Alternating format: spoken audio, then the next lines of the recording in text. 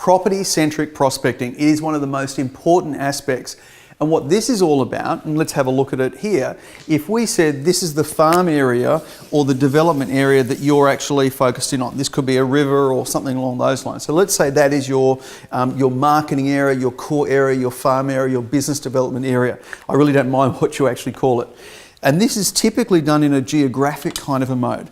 And let's just say you've got a listing here, you've got another listing here, you've got a listing here, you've sold a property here, sold a property there, and then you might have a competitor who has a listing there and a competitor who has a listing there. Could look something like that. Yeah?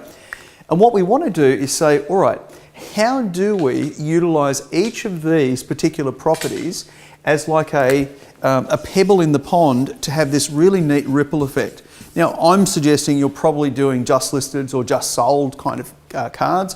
You might want to have a look at being a bit more creative. So if this was your marketplace, what you might do is be doing, say, 200, 300, 400 in terms of just listed, just sold, or a creative version of that that starts to expand these, and you start to see this really neat overlap in terms of communication. This could be invite to open homes, invites to auctions, or the sales results that occurred. You start to notice you pretty much cover your entire market that way.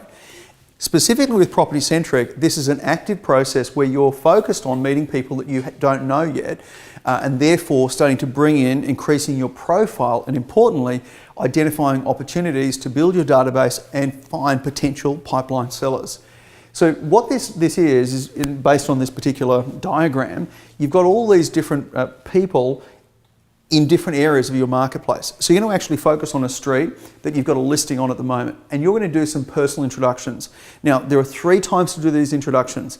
First is prior to the signboard going up. Why do it before the signboard goes up? Well, pretty simply, it basically means it's news. And the best valid reason you can have is providing news to the neighbours. So, hi, look, Michael Sheargold here. We've just listed the property 2 doors up from you. I wanted to introduce myself because quite often people who live in the area know people who look to buy in the area. So I'd love to actually introduce anyone that you know to the property. And by the way, I'll keep you updated with how it's going. You could even say, look, I want to apologise in advance. The first open is on this particular date. It might be a little bit busy in the street. Love to see you coming through the property. So that's the first one. And when you look at it really, we do the first one so we can do the second one, which is midway through the campaign. It's a campaign update, and there's a lot of people interested in the property and the area. By the way, don't say there's a lot of people interested in the property if there isn't, but if you do have a property like that, you want to go and talk about it to your marketplace. Now, what starts to happen there, and of course the second one, you've probably got the brochure on the property as well. So here's the brochure for the property.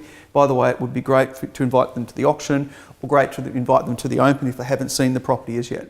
And then you say to them, by the way, I'll keep you updated as to how the sale is going. And then of course we sell the property. Well, that's great news as well. So we go to the owner and say, in the street, the neighbours, and say, we've just sold the property 2 doors up from you, a great result. By the way, if you can disclose the result, fantastic. You've got some new neighbours coming in.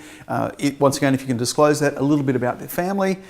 And then typically what that owner is going to say is, how much did it sell for? Fantastic. So you're going to then throw in or mention this is what the property sold for, and all of a sudden you get into a discussion around the property, the transaction, and so on.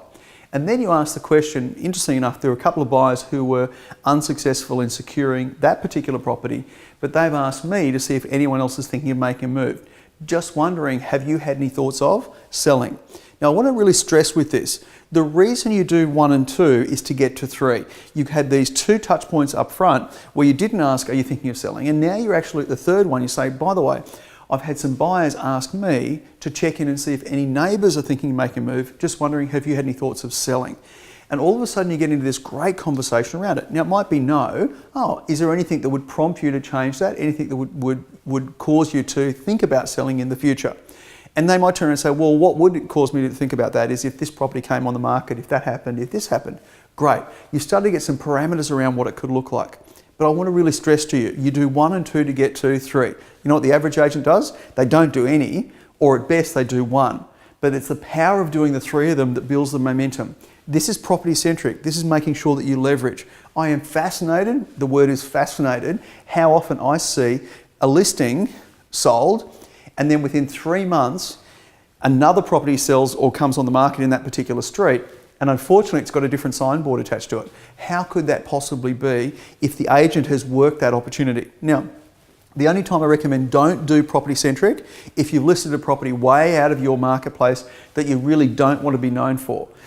Then just get out there and sell it and come back to your core marketplace. But if it's in your core marketplace, you want to focus on what you want to be known for. Now, of course, if you're a new agent and you might look at this and say, but I don't have any listings here. Well, the simple strategy is work your competitors' opens around them and go at least 10 and 10 either side and 20 across the road. But consider that a minimum, not a maximum with this strategy, and introduce yourself to those neighbours. I've had a buyer that's looked at that property 2 doors up from you. It doesn't quite suit their needs, but they've asked me to check in with the neighbours to see if anyone else is thinking make a move. Just wondering, have you had any thoughts of selling?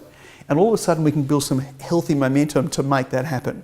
This is a simple strategy and it is so effective. Enjoy the discussion of putting this into place in your particular marketplace. Thanks for tuning in.